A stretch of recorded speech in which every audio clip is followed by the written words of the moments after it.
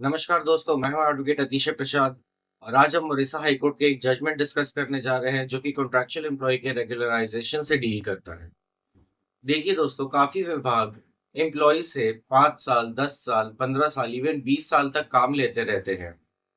और इतने साल तक काम लेने के बाद भी अगर एम्प्लॉय कोई रेगुलराइजेशन की प्ली डालता है तो उसे तुरंत रिजेक्ट कर दिया जाता है। उन्हें कहा जाता है कि आप कॉन्ट्रैक्चुअल एम्प्लॉई है, इसलिए आपको रेगुलराइज नहीं किया जा सकता, आपको कॉन्ट्रैक्ट पे रखा जाएगा और जब कॉन्ट्रैक्ट खत्म हो जाएगा तो आपको रिन्यू कर सकते हैं या तो नहीं रिन्यू कर सकते हैं।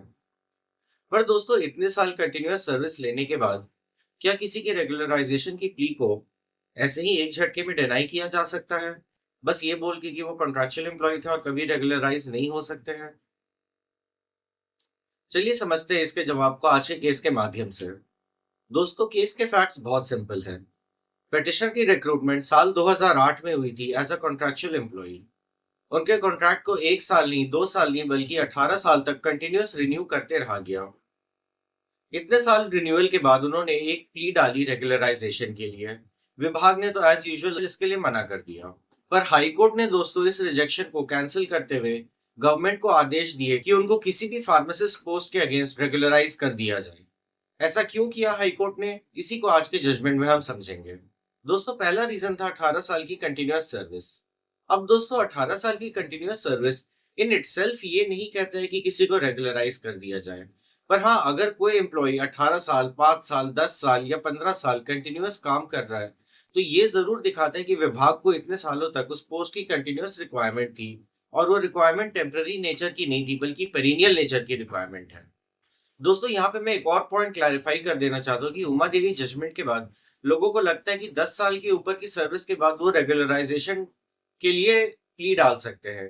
दोस्तों, इसका लॉजिक ये नहीं है कि 10 साल को एक एज अ बेंचमार्क बना दिया गया है कि इसके आगे आप रेगुलराइजेशन की प्ली डाल सकते हैं। पर उस जजमेंट से ये निकल के आया था कि अगर आप 10 साल तक कंटिन्यूअसली काम करते हैं तो हाँ, आप में एक लेजिटिमेट एक्सपेक्टेशन हो सकती है रेगुलराइजेशन की, और इतने साल की कंटिन्यूअस सर्विस को इग्नोर नहीं किया जा सकता है, क्योंकि ये एक स्ट्रॉन्ग इंडिकेटर है कि इस पोस्ट की पेरिनियल रिक्वायरमेंट हो सकती है। दोस्तों, दूसरा रीजन था कि हमें कॉन्ट्रैक्चुअल लेबल को नहीं बल्कि नेचर ऑफ वर्क को देखना चाहिए। दोस्तों, उमा देवी के बाद काफी जजमेंट्स आए हैं और इसमें एक जजमेंट है Jaggu versus union of India, और इस जजमेंट में ही कहा गया था कि कोर्ट को नेचर ऑफ वर्क देखना चाहिए, not the label of contractual employ को। कोर्ट रियलिटी देखेगी कि एम्प्लॉय एक्चुअली क्या काम कर रहा था, क्या वो काम रेगुलर था, और क्या डिपार्टमेंट को उस काम की कंटिन्यूअस रिक्वायरमेंट थी। क्या इस कंटिन्यूअस रिक्वायरमेंट के कारण उस एम्प्लॉय का काम उस इंस्टीट्यूशन के नॉर्मल फंक्शनिंग का एक पार्ट बन गया था। अगर उस एम्प्लॉय का काम उस इंस्टीट्यूशन के नॉर्मल फंक्शनिंग का पार्ट बन गया था तो फिर वो एम्प्लॉय का काम एसेंशियल नेचर और पेरिनियल नेचर के अंडर आ जाएगा। दोस्तों, तीसरा पॉइंट है उमा देवी के केस लॉ से रिलेटेड। देखिए दोस्तों, उमा देवी के केस लॉ में बेसिकली कोर्ट ने कहा था कि कॉन्ट्रैक्चुअल नेचर पे लोगों को रखना और उनको रेगुलराइज करना रेगुलर नेचर के एम्प्लॉयमेंट का सब्स्टिट्यूट नहीं हो सकता है।